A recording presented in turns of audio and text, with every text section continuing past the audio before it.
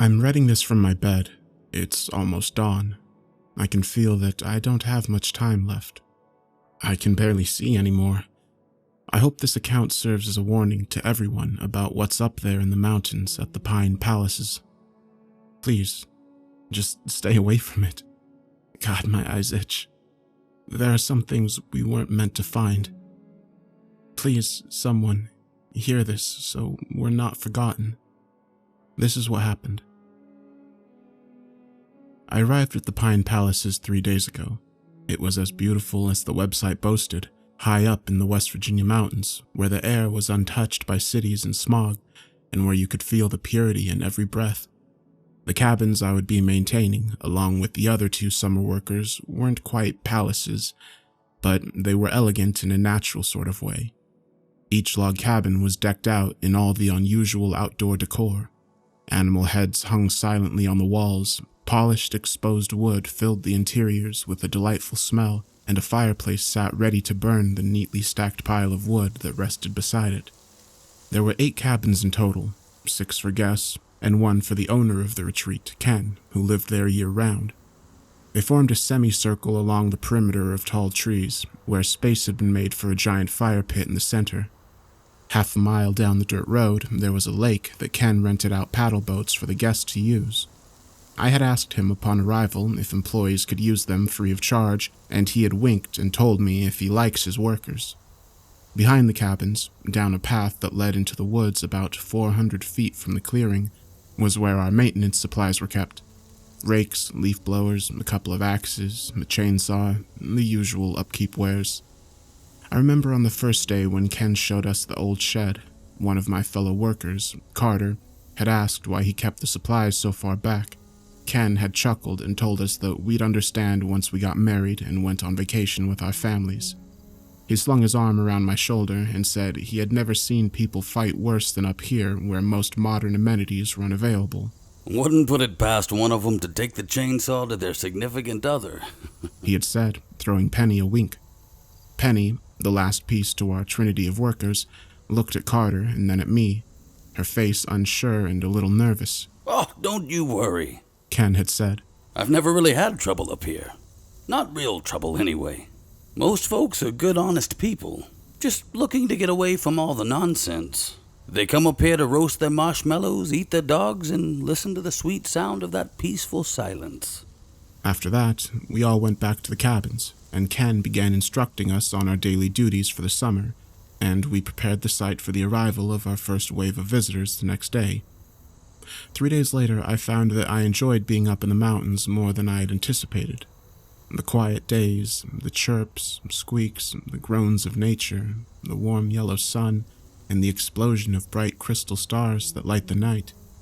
Carter, Penny, and myself all got along very well. In fact, it felt weird that we had only known each other for 3 days. We were all outgoing, inspired, and we all wanted something a little different to fill our time between semesters. We wanted to go back to college in the fall and have unique experiences and adventures to tell our friends. And then there was Ken. Ken had been running this place for 28 years. His dad built it, and when he passed away, Ken took over. He was proud of it. You could tell by the way he worked, the way he moved, and the way he talked to the guests. He was about 60, but had the mentality of a man in his young 20s. He was energetic, kind, and made everyone feel welcome. He insisted all the visitors call him Grandpa Ken, and if anyone wanted, at sundown he'd tell stories about the history of the mountains and lands around us. It was charming, and I found myself looking forward to that time of the day. That was all before I found that well. I pulled the paddle boat behind Ken's cabin and wiped the sweat off my face with the dirty hand. "That's the last of them," I said to Carter. "Everyone is in for the day. Penny should be done stacking the wood for tonight's fire. Do you want to see if she wants to go for a swim?" Carter, tall and thin, sporting glasses and blonde hair that he was always pushing away from his lenses, nodded. "Yeah, that sounds good. Oh, I feel like I'm gonna melt. It's hot as hay fever today, isn't it?" I snorted. "Got that right. You can go check out with Ken. Let him know that we're finished for the day. Make sure he doesn't need anything. I'll go help Penny put the tools away." I brushed my hands on my jeans and walked around the front of the cabin. A couple of guests were sitting on their porches, enjoying the shade and starting to wind down for the evening. I spotted Penny by the fire pit, stacking the last few pieces of wood. "All done?" I asked. She looked up at me. "Yeah, that should do it. I hope that's enough." Penny was a cute girl, nothing to write home about, but her charm came not from her looks, but from the adorable way she always worried she was going to get in trouble. I smiled back. "It's fine. You really think Ken has the capacity to yell at you even if it's not?" She shrugged. "I just want it to be right." "It is. Now, do you want to go swimming with Carter and I? He's letting Ken know right now." She lit up. "Oh, that sounds fantastic. Can you put the axe back in the shed while I go suit up?" "Sure thing," I said, bending and picking it up. "Thanks. I'll meet you back here," she said and scampered off to our cabin to change. I slung the axe over my shoulder and made my way to the path that led into the woods, nodding my hellos to the guests I passed. The woods were quiet today, a low hum of wildlife getting lost in the gentle sway of trees that danced back and forth in the sunlight. My boots kicked up dry dirt as I walked, and I wondered when it had last rained. As I was about to round the final bend to the shed, something caught my eye. About 30 or 40 steps to my left, off the path, I spotted something coming out of the ground. Curiosity took over, and I began to make my way towards it. I wondered why I hadn't noticed it in my previous trips back here, but I had been more concerned on sticking to the path and not getting myself lost. As I walked closer, I saw that it was a well, its stone sides rising up out of the ground in the center of a big clearing. I broke through the tree line and stopped dead in my tracks. A heaviness came over me. A thick unease bubbled in my stomach. Something was making my skin crawl, and I felt goosebumps form on my arms. I licked my suddenly dry lips and swallowed hard. A warning light was going off in my mind, and my unease turned to panic nausea. Suddenly, I didn't even want to look at the well. I turned my eyes away and stood there, unable to move. I tried to tell myself to snap out of it, but the unbearable avalanche of horror that filled me when I tried to look at the well wouldn't allow it. I needed to leave. I felt my hands shaking at my sides, and I realized that I had dropped the axe. I couldn't even will myself to pick it up. "Why are you being such a baby?" I asked myself, still not moving. As soon as the thought crossed my mind, I knew the answer. Because something was down there. I ran. The terror turned to a feeling of haunting danger, and I fled. I crashed back down the path and back to the cabins, my disruption causing a few of the visitors to look my way curiously. I looked at them and offered a weak smile. Shaking my head and feeling slightly stupid now, I went to find Penny and Carter. The terror was fading quickly now that I was back around people, and I was starting to feel ridiculous about the whole incident. My breath steadied and my heart rate slowed. I shook my head, rolling my eyes. "Get a grip, man." I found Carter and Penny, and we all strolled down to the lake and went swimming, the cool water washing the dirt and sweat off us. I decided not to say anything to either of them about the well, but made a mental note to ask Ken what the deal was after his nighttime stories. Sleep tight, folks, and thank you kindly for listening, Ken said as the guests offered him a genuine round of applause. We were all sitting around a roaring fire, and Ken was just finishing telling us about how this place was built. For such a mundane story, Ken had filled it with practiced flair and charm that only old men seemed to be gifted with when telling a tale. As the visitors thanked Ken and lifted sleeping children over their shoulders to bed, I approached Ken. "Hey, can I ask you something real quick?" Ken, still sitting at his bench in the front of the fire, patted the space next to him. "Well, sure thing, kiddo. Have a seat." He pulled out a cigar and cut the tip off, striking a match against the wood bench. I took my place, watching as the last of the guests retreated to their cabins for the evening. Carter and Penny looked at us inquisitively and came over, curious as to what I was going to ask. I took a deep breath. "What's the deal with the well back by the supply shed?" Ken froze, his match hovering inches from the tip of his unlit cigar. After a second, he lit it and took a couple deep puffs from it before answering. "What do you mean, son?" Carter and Penny had taken a seat on the bench next to us, and Carter piped up. "What well? There's a well back there?" "Yeah, it's in a clearing a little off the path," I said, pointing in the direction it was in. Ken turned his head and looked directly at me. "Don't go near there. Do you understand me?" The seriousness in his voice shook me. His grandpa persona was gone, and his eyes were cold black rock. I mean it, son. Ain't nothing good back there. So just steer clear of it. What's wrong with it? Penny asked. Ken took another drag, obviously uncomfortable with the conversation, before answering. It's dangerous. There's something wrong with it. I don't know what it is, but I know for a fact that, well, people ain't supposed to be around it. There's something unnatural about it. Best you all just keep your distance. Carter leaned forward, his eyes lighting up. Oh, is it haunted or something? I could hear the excitement in his voice. Ken shook his head. No, I didn't say that. Ain't no such thing as ghosts, kid, if you ask me.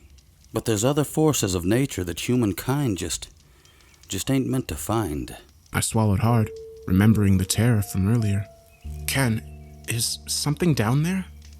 Ken was silent for a moment, the crack of the fire popping sparks around us. Then he whispered. Yes. What is it? Carter pressed. Have you ever looked down there? Ken shook his head. Truth be told, can't bring myself to go near it. Suddenly his head whipped around and he was looking hard at me again. You didn't look down it, did you? I shook my head. No, honestly, I got spooked just being around it. That's why I asked. It seemed so jarring compared to the peace these mountains hold. Ken let out a sigh, but Carter wasn't done asking questions. How do you know something's down there, then? Ken tapped his cigar and a hearty piece of ash floated to the ground. I had a horse back when I first took over the camp. He started, then looked at Penny and cleared his throat. Look, I don't want to go scaring Penny. Just take my word on this and stay away. Ain't no good can come of that place. I want to hear. Penny said. I didn't blame her. Something about the sober tone in Ken's voice begged for explanation. Well, I suppose you're adults, Ken said, staring into the fire. But let me warn you, what I'm about to tell you is rather unsettling. With a giant sigh, he continued, summoning the old memories. Back when I took over this place, I had a horse. I named her Cherry. Beautiful creature. For the first couple of weeks, it was just Cherry and me. I was working hard on fixing the place up and getting it ready for the first guests again. During the peaceful evenings, I would ride Cherry all through these mountains, he said, sweeping his hand across the dark horizon. I would ride Cherry all through these mountains. And let me tell you, you haven't seen a sunset till you've seen one appear when the leaves start changing. It's magnificent. It's a calming way to end a long day. Yeah, anyway, one evening I tied Cherry up to that tree over there, he said, pointing towards the path that led back into the woods. We were about to go for our evening trot. I went inside to wash my face and change out of my trousers. Wasn't gone 5 minutes, but when I came out, Cherry was gone. I couldn't see her anywhere, but I could hear her, he said, his voice quieting and shaking slightly. And she was screaming. Screaming? Penny asked softly, eyes wide. I never heard anything like that before, but I took off down the path in the direction of the screams, and that's where I found the well for the first time. He paused, silently puffing on his cigar. After a few moments, he continued. Cherry was trying to force her way down into the well. She was too big, though, and she was stuck, her rump sticking up in the air and her head down in the hole. She was going mad. Her hind legs were kicking and scraping against the stone walls of the well, trying her hardest to push the rest of her body inside. She was thrashing and wildly wiggling around, all the while screaming down into that hole. His voice started shaking again. But there was nothing I could do for her. I was too afraid. Something was keeping me from getting too close to that well. I could feel the hairs on the back of my neck rising, standing at stiff attention. Pretty sure I wet my trousers at some point as I stood there watching. Boy, I was frightened, he said softly. What happened then? Carter said quietly. Ken looked around at all three of us, then said, She eventually squeezed herself down into that blackness. Took her the better part of an hour to get the job done. She twisted and kicked until she scraped off her skin and fit. Ain't seen so much blood in my life. How she was still alive, I don't know. But I stood there and watched, paralyzed, as she grated herself against the stone until, eventually, she slipped down inside and her screaming immediately stopped. We were all quiet as he finished. Ken idly flicked more ash from his cigar and stared at the ground. The unbelievable events he had just shared with us chilled me. I remember the feeling of being close to the well. I shivered. Well, it's getting pretty late. I think I'm gonna call it a night. Ken eventually said, standing and tossing his cigar into the fire. You kids should get some sleep. It's gonna be a hot one tomorrow. I think a lot of the guests are gonna want to use those paddle boards. Night-night, folks. We all stood up and wished him a good night, all of us somber and a little rattled, except for Carter. His eyes buzzed with light. We retired to our cabin and began preparing our bed. Penny slept in her own room after brushing her teeth and washing her hair.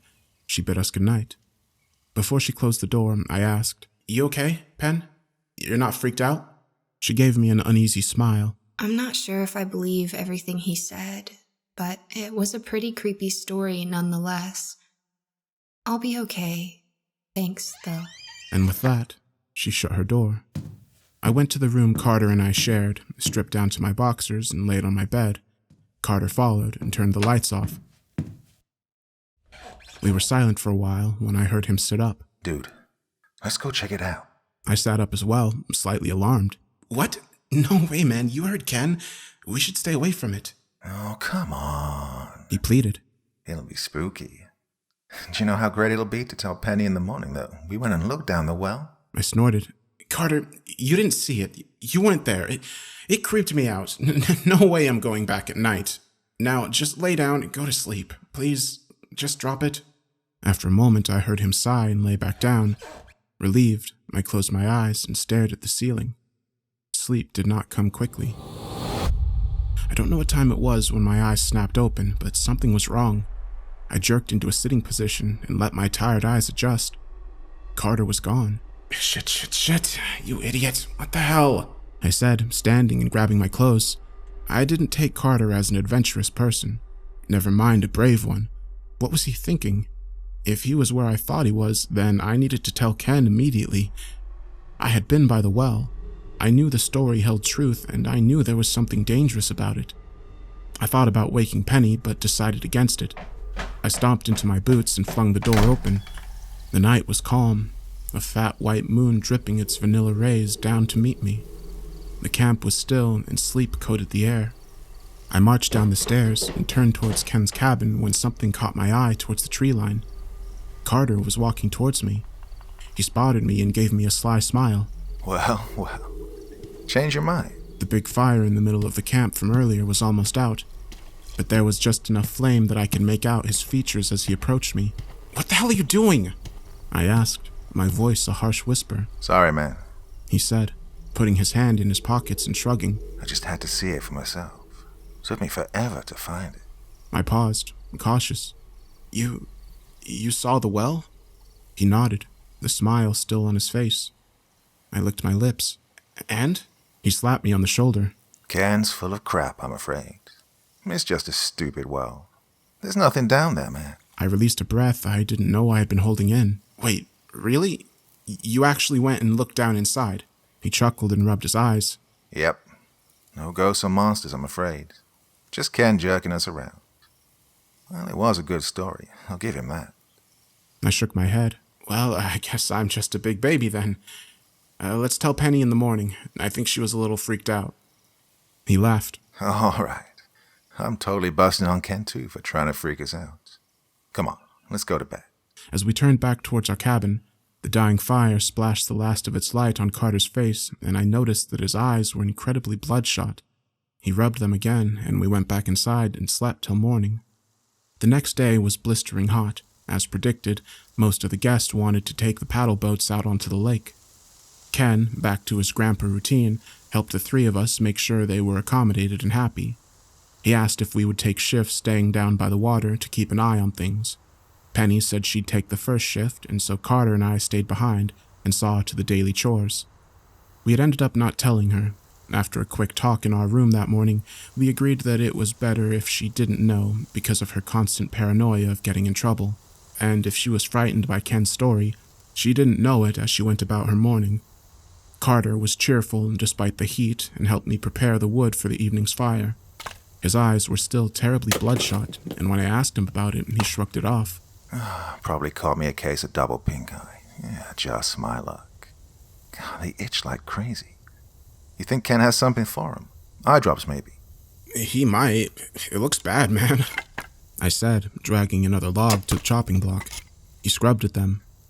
Let's finish this first, shall we? Today was cleaning day, and after we finished the wood, Carter went to relieve Penny. He ended up not speaking to Ken about his eyes, despite my protests. He said maybe a swim would clear them up, and I told him not to touch anyone if he was going to keep itching them.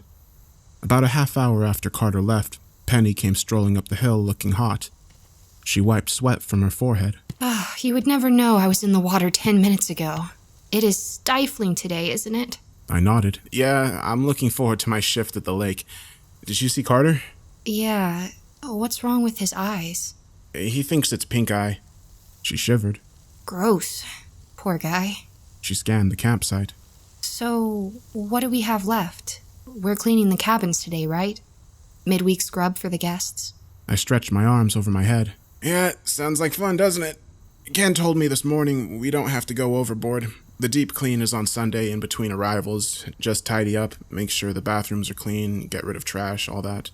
All right, let's get to it then, she said, and we both went to gather supplies for our afternoon of upkeep. Time went quickly with the two of us chatting and cleaning. The work quickly muted to the sound of good conversation and laughs. She was a nice girl, and I found myself growing slightly fond of her. We hadn't gotten much time to talk one-on-one, and I found her to be quite the pleasant person. As the sun crawled across the sky like a dying man in the desert, we finished up the last of the houses. I blinked sweat out of my eyes and let out a sigh as I saw Carter trudging up the hill. He saw us and waved, meeting us in the middle of the camp. His eyes were still bloodshot, but they looked much better than they had that morning. Save any lives? Penny asked with a smirk. Any hot moms rescued? Carter threw his head back and laughed. Afraid not. No, just a bunch of whiny kids and drunk dads. You guys finished cleaning? Yep, all that's left is to rake the grounds. I'm gonna go change and head down for a dip. To keep an eye on everyone. We all laughed and split ways. Carter and Penny going to retrieve the rakes, and myself down to the lake. The water was cold and wonderful. As the sun slowly dipped into a rainbow of colors, I spent the remainder of the day swimming and having casual conversation with the guests. I couldn't think of a more pleasant way to end the day. The story that night was about Ken's vision for the campground. He told the guests about all the improvements he wanted to make and how he wanted to redo the cabins. He involved the visitors, asking for their feedback and accepting their comments graciously. Most of the people had nothing but good things to say, all of them thanking the four of us for being such wonderful hosts and how they couldn't wait to come back next year and see the place. After the conversation dulled to a murmur and the moon rose high, everyone thanked us again and began to turn in for the night. After everyone was inside, Ken informed us that he was tired and he was going to turn in as well. We all wished him good night and went back to our cabin. Feeling exhausted myself from the heat and the day's activities, I told Ken and Penny I was going to bed. They both agreed with me and went to our rooms for the night. How's your eyes? I asked Carter, already in my bed with my eyes closed. He turned off the light next to my bed and crawled under his sheets. Still itch like crazy, but I don't think they're as pink as they were this morning. Maybe tomorrow it'll be better. I muttered my agreement and felt the day disappear into slumber. I awoke with my heart racing. I was bathed in a thick sheen of sweat and my throat was dry. Something wasn't right. My breath rattled past my cracked lips and into the dead air. I tried to sit up, but I crashed back down into my bed. Something was restraining me. What the hell? I wriggled around and found my wrists and ankles were tied to the bedpost. Confused and terrified, I fought with them for a few vain seconds before finally giving up. I raised my head to look over at Carter's bed. He wasn't in it. Carter? I said aloud. Carter, where are you? Silence, and then... Shh. The noise came from his side of the room, but I didn't see him. Heart still pounding, I stretched my fingers out to try to flick the lamp on next to my bed. My fingertips brushed the switch, and I pulled my head back as the ropes binding me cut into my skin. "Carter, what the hell's going on? Where are you?" I said, my voice cracking in panic. Silence. Then again. Shh. I didn't know if he was playing some kind of joke on me, and I didn't want to start screaming to wake up all the guests if that was the case, so I stretched my hand out again, fighting the pain that was burning into my wrist from the rope. Just a little bit. There. I turned the lamp on, and the yellow light pushed the shadows back. At first, I didn't see Carter, but movement caught my eye. He was laying under his bed, looking directly at me. He was smiling, and in horror, I saw that his eyes were nothing more than two bloody, pulpy orbs, rubbed so raw that he had cut into them with his fingernails and tore them out. "They won't stop itching," he said to me, still smiling, and then he was up. Like lightning, he scurried out from under the bed and was on top of me. I struggled and was about to scream when he shoved a piece of cloth into my mouth hard.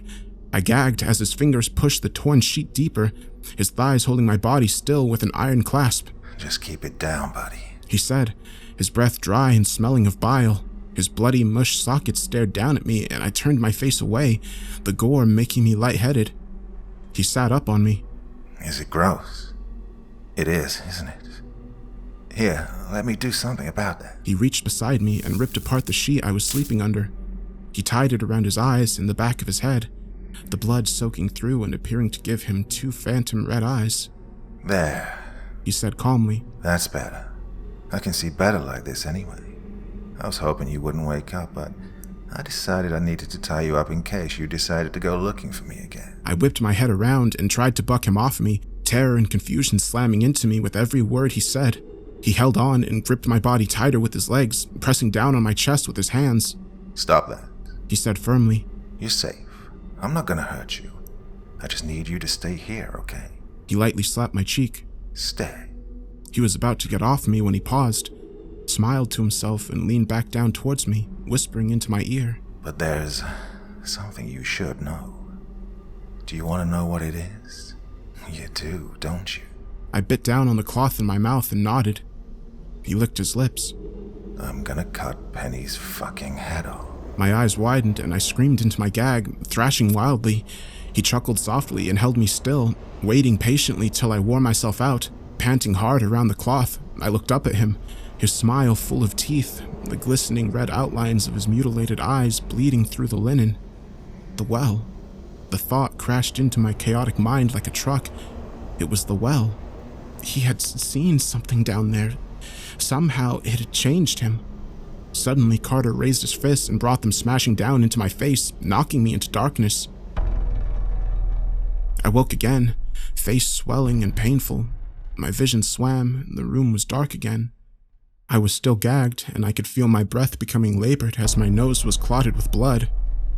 I was going to suffocate if I didn't get this rag out of my mouth. Slowly, in a daze, I worked my tongue and teeth over it until I could finally spit it out. Gasping in deep, grateful breaths, I struggled against the ropes that held me. After a few frustrating moments, I finally loosened them enough to get a hand free. A few more minutes of tearing and I was completely out of my bindings. Penny. Oh no, Penny! I dashed to her room and kicked the door open. Empty. I felt my heart bubble into my chest and I stood there trembling. Oh no, no, no, no. Please, please, please. My eyes filled with tears and I crashed out of the cabin. Get Ken, now! The night was thick, the air clawing at my skin with humidity. The moon stared down at me, uncaring and indifferent. The fire had gone out in the middle of the camp, and as I was about to charge Ken's cabin down at the end of the lot, I heard something. Screaming. It was Penny. I stood, frozen and immobile. It was coming from the woods. I knew where she had been taken. Biting my lip, my face screwed up in mental agony, I looked at Ken's cabin and then bolted towards the woods, towards the well. She might have seconds to live. If she was still alive, I needed to get to her and stop Carter. Please, God, let her still be okay. Please, please, God. I crashed down the path, bare feet scraping against the stones and branches, my toes slamming into rock and wood. I didn't care. I didn't think about it. I flew as fast as my legs would take me, heart beating faster with every step. There. I reached the curve in the path and turned left into the woods. Crashing through the underbrush, I held my hands out in front of me, pushing aside the low-hanging branches and leaves that reached toward my face. Panting, I broke into the clearing and froze.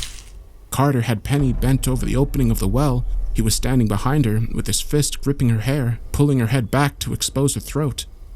The muscles in his arms strained as he worked a knife into her pale flesh, slowly slicing into her back and forth, deeper and deeper. He paused and looked up, seeing me. Oh, hey. Penny! I screamed in the moonlight. Her eyes slowly rolled over to meet mine. Agony. Jesus fucking Christ! Penny, hang on! I screamed, tears rolling down my face.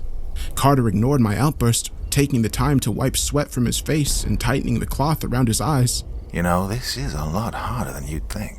Carter, stop! It's Penny! You're killing her! I screamed. He stared at me silently, the blood-stained sheet around his eyes looking black. Finally, he motioned at me with his bloody knife, one hand still gripping Penny's hair.